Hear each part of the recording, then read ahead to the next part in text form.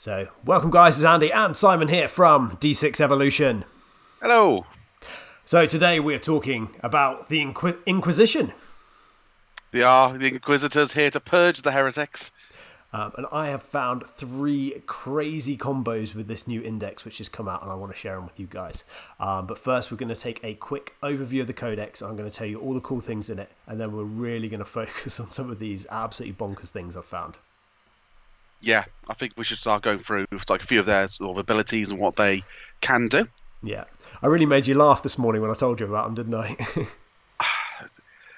We looked at this yesterday when all the stuff first leaked, and we were like, yeah, this seems pretty cool.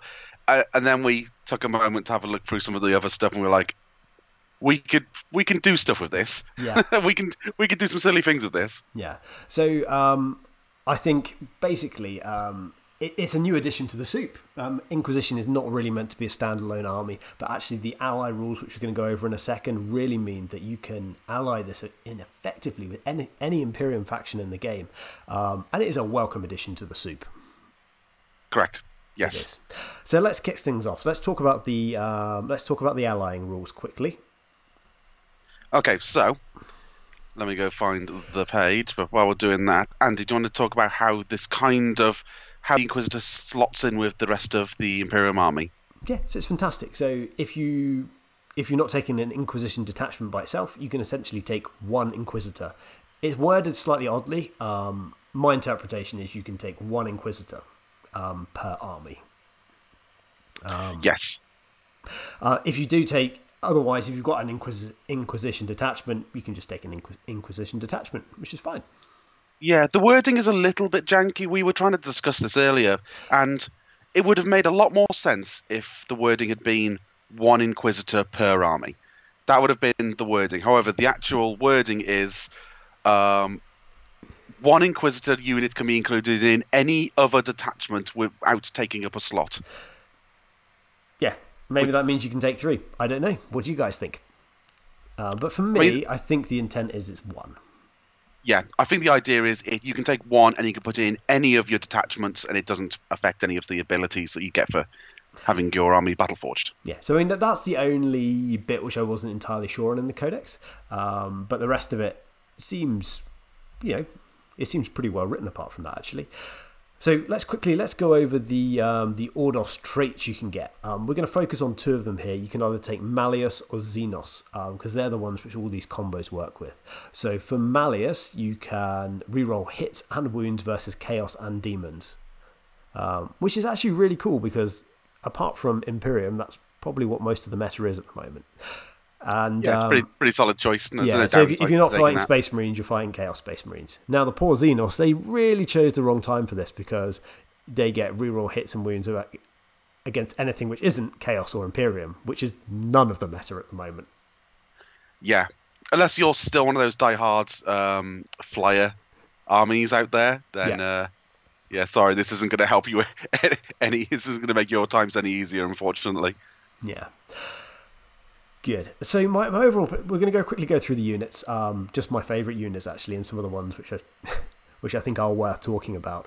But generally, the units themselves aren't particularly overpowered, but it's when you combine them with some of the psychic powers that you really get really good value units in this book. So the first one to talk about is Hector Rex. So for those of you who don't know, because he's not. Most of you won't have seen him because he wasn't in the actual leaked stuff. He's actually the guy from Forge World. So he's still in the Forge World books. He's still a completely legal character, but now he has access to all of this cool stuff because he is an Ordo Malleus Inquisitor, I believe. Yes. He's Ordos Malleus. He can take... he knows 2 psychic powers, and he knows Smite, and he can deny 3, and he's got a psychic hood, so it's +1 within 12. And he's got 2+ save, 3+ invulnerable save.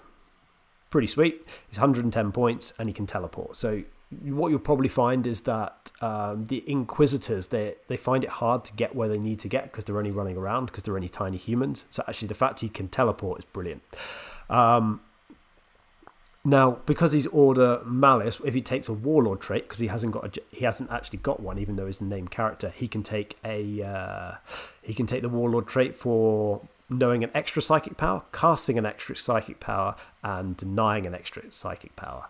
So this guy can cast 3 powers, deny 4, and it's +1 to deny within 12 inches. Pretty solid, really, really good addition. I mean, the psychic Brilliant. for 110 points for the amount of stuff he can do, it's incredible. And when we get onto the psychic powers, you'll understand why that makes him really, really good. Yeah. Now, my favourite character in the book, Koteas. I love Koteas. I was a Grey Knights player for so long. He was an auto-include back in the Grey Knights were really good, so it's good to see him back. So he was 100 points. He's dropped down to 90 points. He is a Demon Hammer, which is pretty cool. Good thing about him is he's got a 2+ save compared to the generic Inquisitors, which are all fairly squishy. Having a 2+ save is nice.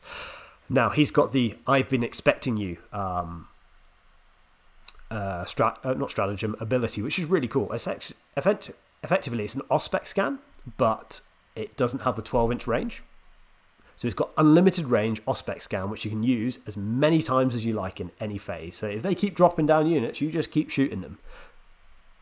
Yeah, it's really, really good. Essentially what it is you select one Ordo Malleus unit within 6 inches of him, and they can shoot as if it was a shooting phase. Yeah, and there's a second part to it as well, isn't there? Yeah, the second part is one additional command point. Yeah, so it's once per battle. When your opponent declares when they use stratagem, you can just declare your spy network, and it costs them 1 extra CP, and it's free. It's a bit like the Calidus Assassin, except you don't need to roll for it. It just happens. You just spend 1 extra CP. Yes, which is I'd kind of used this ability late game when your opponent's like got 2 command points left for transhuman physiology on a Space Marine unit, and you go, that costs 3, or you can't use it. Yeah. So it's almost like a cheap version of Vect when your opponent starts running out command points. Which brings me on to, if your opponent does decide to use Vect now costs 5 CP. which is pretty horrific. Yeah. So I think that's a really nice one just to keep back. So your opponent knows he's got to keep more command points in reserve, because if he wants to use Vect, he's got to hold on to 5 command points. So that kind of affects their late game planning. And we're going to say Koteas is one of the linchpins of one of the combos we're going to talk about. But being Malleus as well, he can take the Warlord trait for 1 extra power as well. So again, he's 90 points for a guy who's got a Thunder Hammer, albeit strength 6, and he can cast 2 powers, and he can deny 3. He can cast 3 powers, and he can deny 2 powers. Correct. Which is really, really nice with a 2-up armor save. He's awesome, but he can't teleport. Yeah, and he has a couple of other things as well. He's got a 5+ invulnerable save, which is quite nice. I think the standard Inquisitors don't have an invulnerable save, I believe. Does he have an invulnerable save, Koteas? Yeah, he has a refractor field. Oh, does he? Yeah, fair enough. So it's pretty solid. And he also has the unquestionable wisdom, which is what a lot of the Inquisitors have, which essentially is a bubble of any Imperium units within 6 inches of him can use his leadership, which is leadership 10. Which is amazing. Which is really good. It is really good. I mean, if you're putting one of these into your Imperial Guard army, having all your guardsmen at leadership 10, if they're tagging back to him, it's brilliant. Yeah, really, really good. Really solid. There's lots of other things you can do with Imperial Guard, which I'm going to tell you about later. And of course, then we have the Terminator Inquisitor, which can only be Malleus. Correct. And he's for about 9 points less than Hector Rex. He's strictly a lot worse. Yeah, pretty much. I mean, he has a few more war gear options. I mean, he's a bit more. Simon, you can tell him to do a few moves stuff, let's but keep it honestly, to the point. He is strictly worse. Yeah. He does not have a 3-up invulnerable save, and he cannot cast. He cannot cast 3 powers a turn with that Warlord trait. No, unfortunately not. Let's just be honest here. Good. Okay, buddy. The other one I quickly want to touch on, and his abilities aren't so good, but he's the only Xenos, Order Xenos Inquisitor who knows 2 powers, and that's Eisenhorn. Yes. And I think that's really good when you come to the combos later, because you're restricted with how many Inquisitors you can take. 1, you need to have 2 powers for some of these things to work. And he knows 2 powers, and he knows Smite, which is different than some of the other ones. And then we have a generic Inquisitor for 65 points. They're kind of squishy guys. If you really want the dirt cheap Inquisitor, he's quite cool, but I think the other ones are better. Yeah, the other ones are a bit more pricey, but the abilities they bring to the rest of your army kind of make them worth it.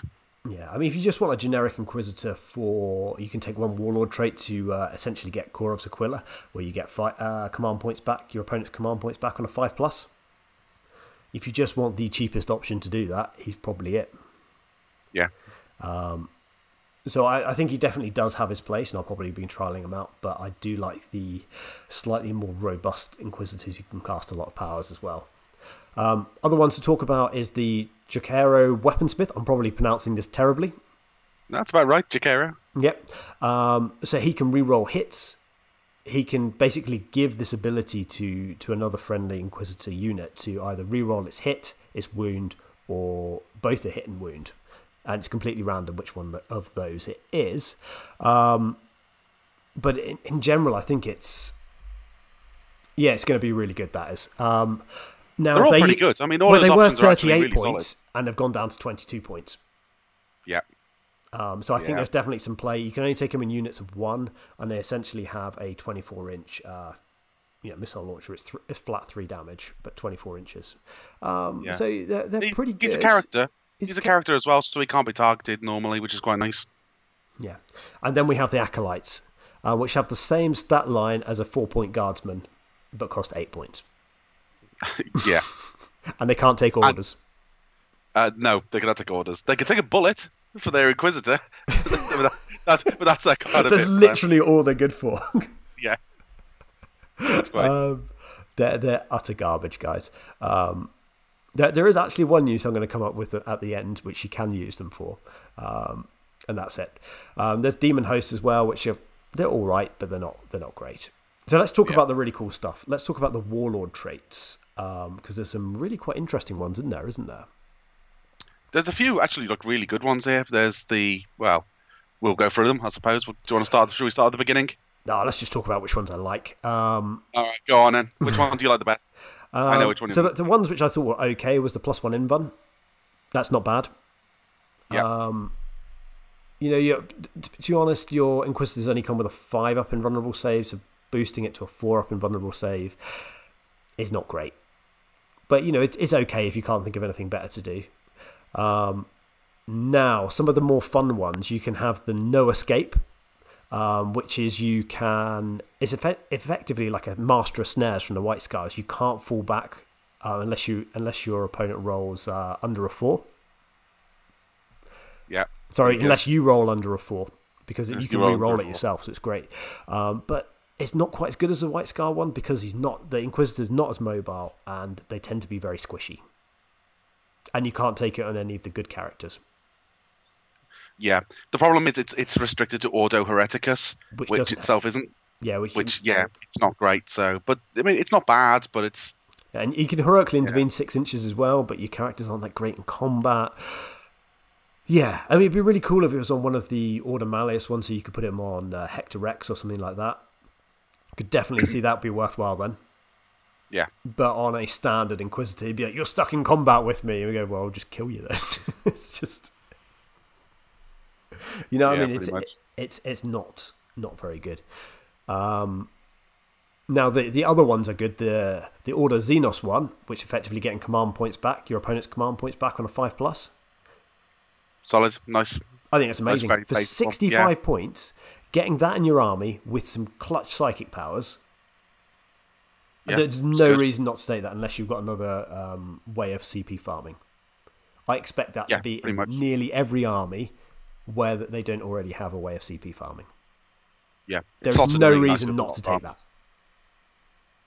As somebody who played Imperial Knights for a long, long time, having a way to get CP back is just amazing because he can just fit into any detachment. So I could put him in an Imperial Knight super heavy detachment and farm CP essentially, which is quite nice. Yeah. And the Malleus one is 1 extra power. You can cast 1 extra power and you can deny 1 extra power, which we've covered already. Just to say with these Warlord traits, there's a 1 CP stratagem where one Inquisitor in your army can take a Warlord trait and can take a relic, which is great. Yep. For the relics aren't particularly good, but the Warlord traits, as you can see, I think particularly knowing the extra power and the regaining CP is pretty good. The No Escape, I like it, but it's on the wrong unit. Yeah, I think you'd have to design your army around that guy and making sure he's able to get there to use that. But you can't bring it on most the of the times he's not going to be mobile enough to ever get close enough to use it, really. Because there's only 2 characters which can teleport, Hector Rex and the Terminator, and neither of them can take that Warlord trait, so it's pointless. Yeah. Well, the Inquisitors can get in other Imperium vehicles. However, as the meta kind of is now, it's all Primaris stuff, and obviously the Primaris vehicles restrict them to only using Primaris models can get in it. We can't actually access that, which is kind of a shame, really, but... Cool. Well. So let's quickly cover the stratagems. You've got a 4-piece CP stratagem to do... you pick a point and 2d6 range around it. You do d3 mortal wounds on a 4+, or if the character is on a 5+. It's so not worth it. No. Not at all. Even if you had 9 characters in that point, you wound them on a 5+, so you'd get 3 of them. And even then, even if there are only 3 wound characters, you'd kill 1 of them on average.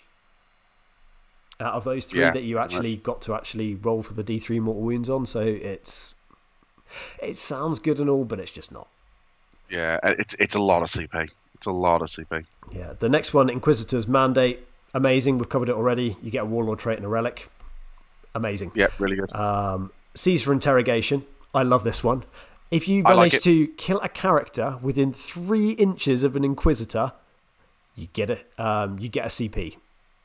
Oh, you get D3 CP. Yeah. Yeah, it's really good. Your Inquisitor will never be there. I don't know why they put a 3-inch range. I mean, it's so funny. They must think, oh, these Inquisitors are very slow. So therefore, only if they were within 3 inches could they ever have got close enough to interrogate them beforehand. I mean, quite literally, this will never come up. It's also funny because it's spend a CP to get a CP back. So you could spend 1 CP and then roll 1 and just get 1 CP back, and then it's almost pointless. Yeah, if I was opposing you and I had Koteas, I would make you spend the extra CP. Yeah, you would. Yeah. And then there's one at the end called Requisitions, and the only note I've put about this is garbage, but I can't remember what it is. I think it's the one where you get to reroll 1s to hit against your quarry, which would be like chaos. But quite honestly, Imperium has so many other ways to reroll 1s to hit. Why would you ever spend 1 CP on it? But it only works on Imperium infantry and bikers. Why? It's just bad. Cool.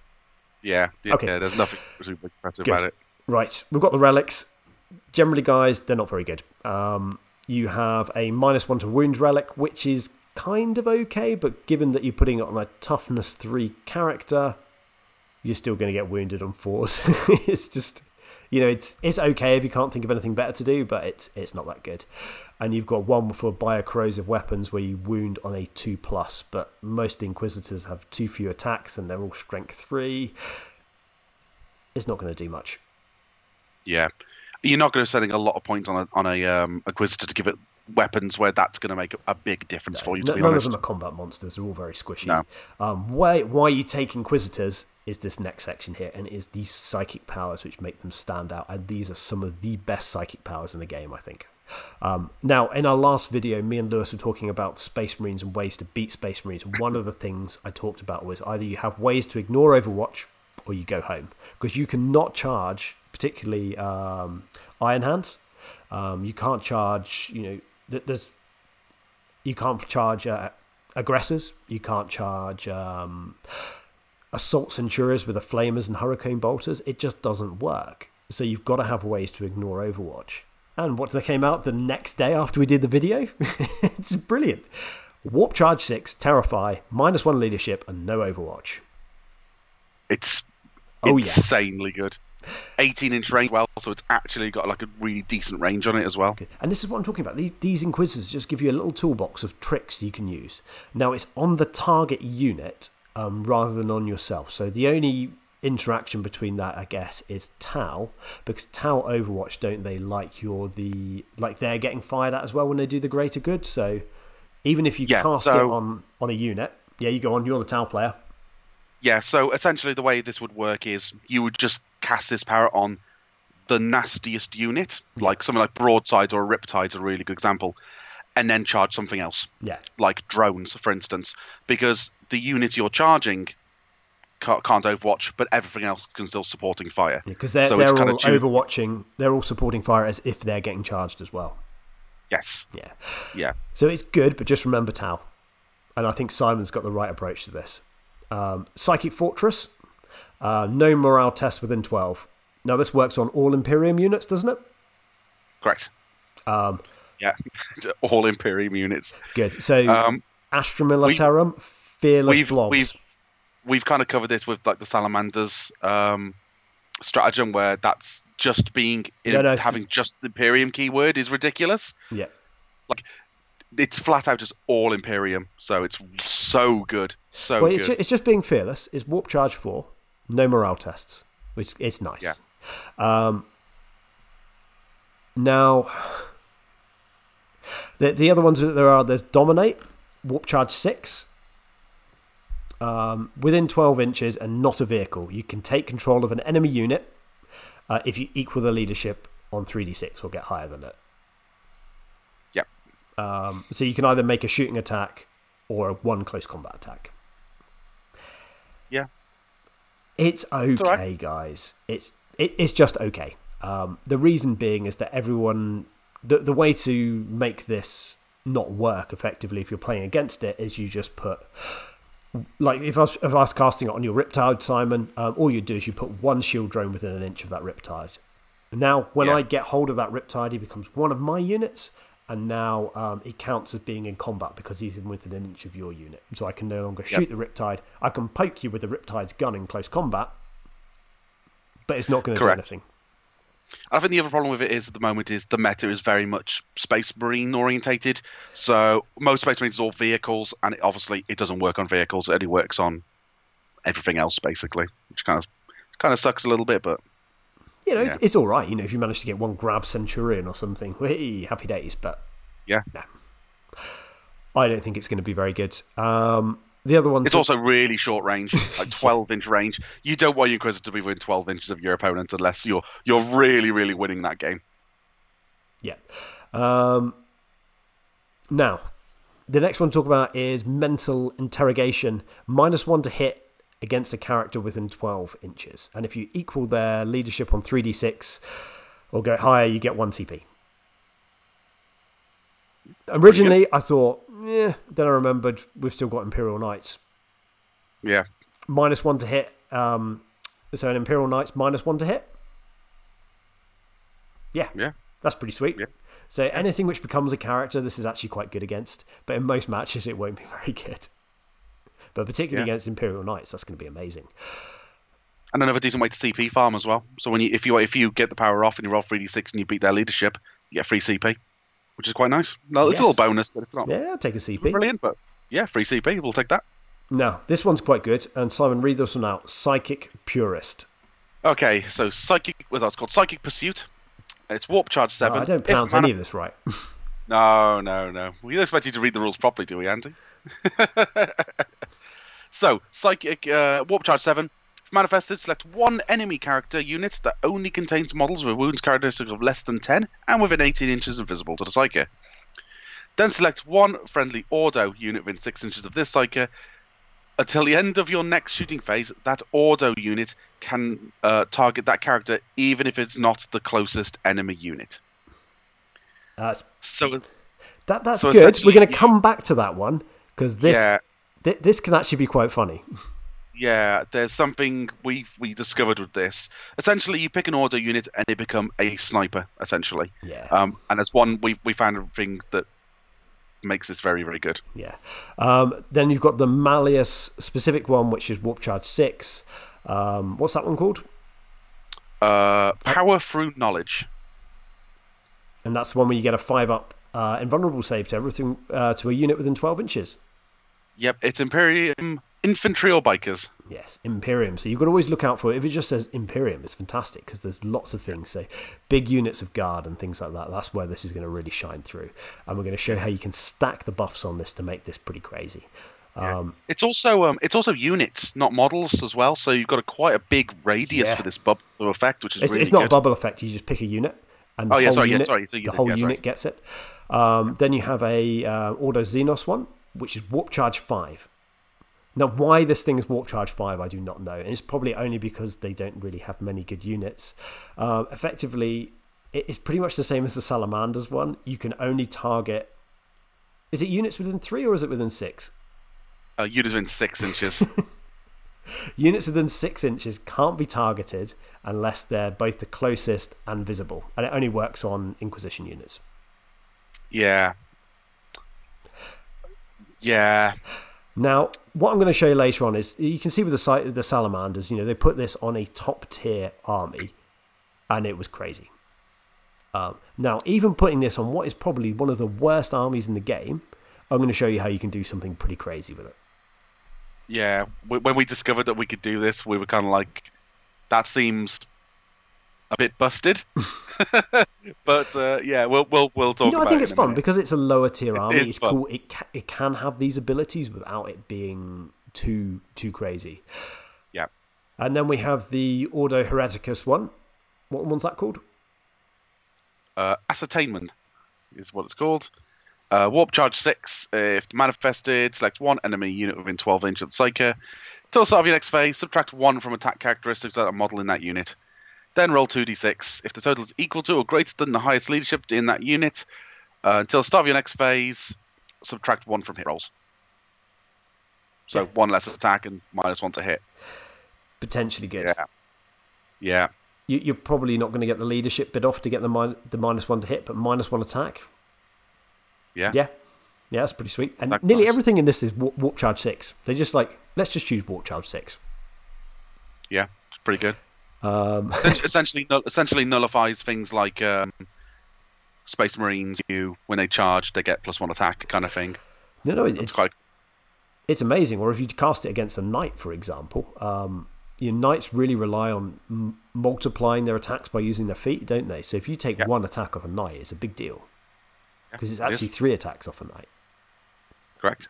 Yeah, solid. So when we put all this together, this is what we come up with. So the main things are, you can put in 1 Inquisitor in your army. He's going to give you access to the no overwatch psychic power, which is absolutely amazing.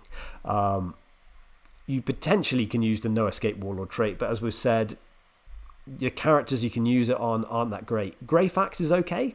She can use this one. It's a named character trait, but mainly they're too squishy to use this and no delivery mechanism.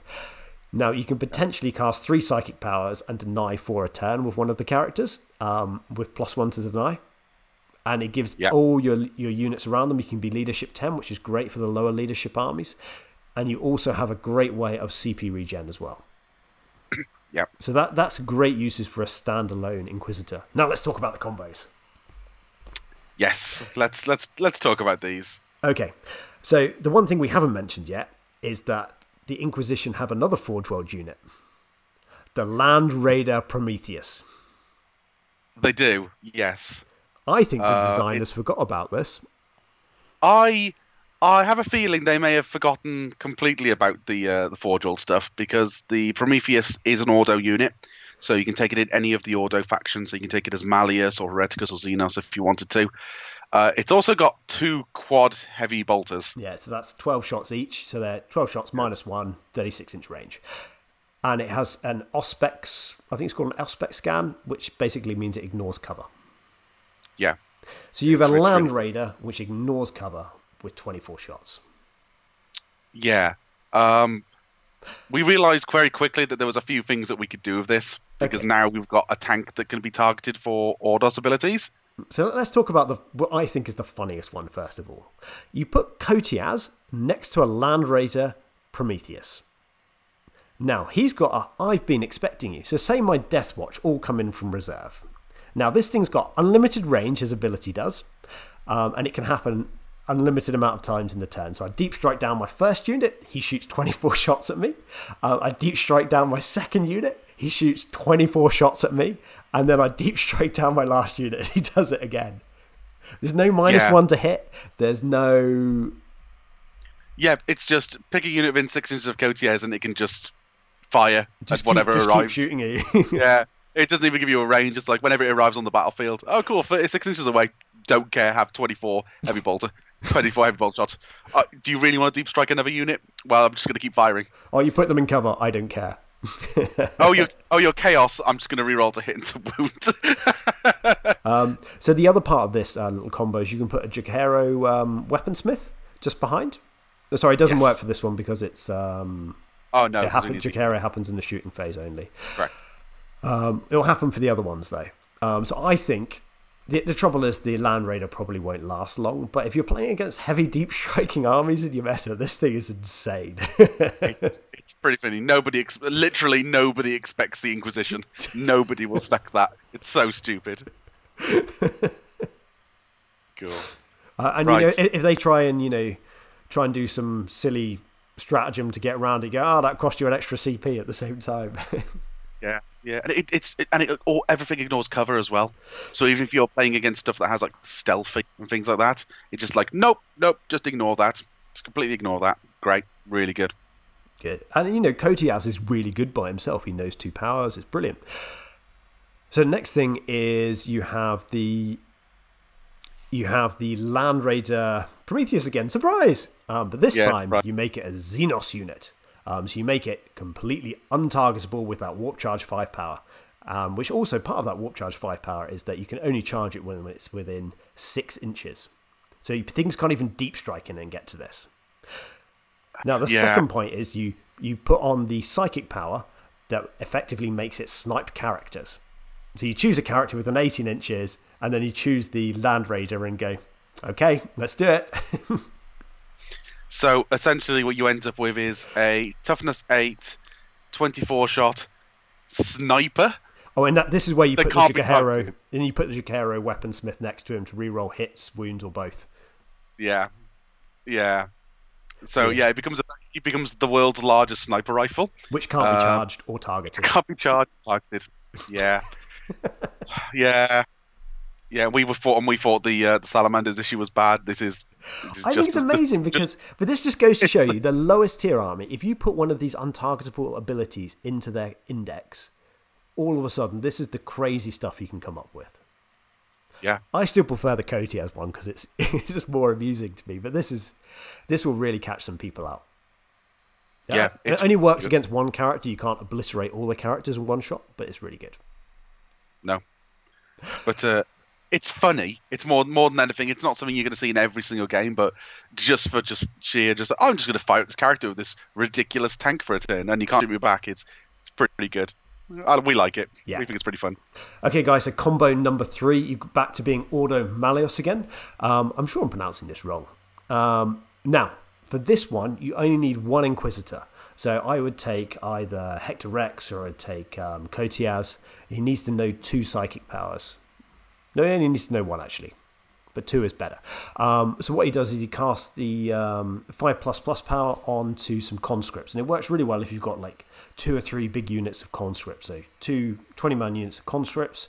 On your first turn, you use the 1 CP Imperial Guard stratagem to consolidate squads. So now it's a 40-man unit of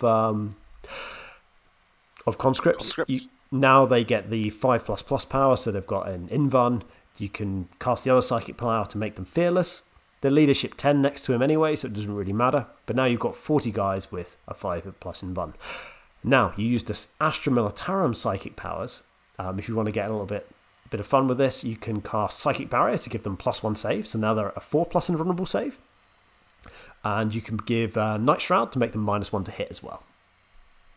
Yeah. So they're going to have a 4+ armor. You could use your go to ground stratagem to make them a 3+ armor if you really wanted to. But basically, you're going to have 40 guys with a 4+ invulnerable save. And the next turn, I guess you can consolidate squads again. I don't think there's any limit on how big a squad you can make when I've looked through the Imperial Guard FAQs. Doesn't look like it. It looks like it's just based on how many physical models you have, really. Yeah, because I know in other ones it's like you can only combine up to your maximum squad size. But what's really interesting, before, you had the Psychic Barrier and stuff with the Astra Militarum, but they had no way to put an invulnerable save on to start with. So this is brilliant. Yeah, it's really good. Massive groups of 4+ invulnerable save guys. Downside of this, guys, if you ever fail your warp charge 6 power, they're probably all going to die. Well, saying that, they'll still be -1 to hit. Yeah, they're still -1 to hit. They can still be +1 save, so they're not going to be. They're still going to be squishy-ish, but not as bad. But there's still a lot. It's still a big, massive tarpet unit at the end of the day that your opponent still has to deal with. So even if you didn't get the power off, it's still a decent-sized unit to have to. Yeah, and you could go to ground, so you could get up to a 3-up armor save quite easy, or you could put them in cover for a 2-up armor save. So I don't know how you put 40 guys in cover, but it's a thought. Okay, and last combo, and this isn't really a combo; it's just a funny one to end it on. So as I mentioned before, the acolytes probably are the worst thing in the game. Now, if you take one acolyte, he is a character. And the only use you could really have is, you could fill out a detachment. What you could do, if you play ITC, is you could take 3 acolytes, and you could take a Jukahero weaponsmith. Now, I don't know any ITC player which wouldn't take Headhunter against you. Isn't that correct, Simon? Yes. So, you got 3 very squishy, 1 wound characters and a Jukahero weaponsmith. Yeah, who's got I think 3 wounds. You're going to take Headhunter. Then you go and put them in an untargetable Rhino. Land Raider. Land Raider, yeah. Yeah. So watch your opponent now you're 4 points behind. Yeah. Yeah, it's pretty funny. It's just a great way to put your opponent on edge before you start the game. Yeah, you just go, okay, I'll take, you got really swishy characters, I'll take Headhunter. You go, okay, good luck, put them in your tank. Okay, and even if they kill the tank, the power's still on. From the guy outside, so they still won't be able to target them unless they're the closest, and snipers won't work against them. Correct. Just got to keep casting that War Charge 5 power. Yeah. And because you can just put the Inquisition to any Imperial army, you're probably going to have a lot of CP that can just re-roll a lot of these psychic powers if you do inevitably fail one. So it's pretty good. It's pretty reliable. Yeah. So there you go, guys. That is the Inquisition. I really like that. I think it provides a really nice little toolbox for the army, for Imperial armies. Mixes up that soup a little bit. Yeah, I think it'll be really fun to see where people take this. I think it'll be good. And Games Workshop, if you're listening to this, don't nerf the Land Raider Prometheus. I mean, have you ever heard of anyone ever using it apart from this? It's still not top tier, but it's going to be funny. It is. It's going to be pretty funny. But yeah, if anyone else is watching and comes up with anything else that you think we've missed, you can put it in the comments down below because we do tend to read them. Yeah. Take care, guys. Thanks, guys.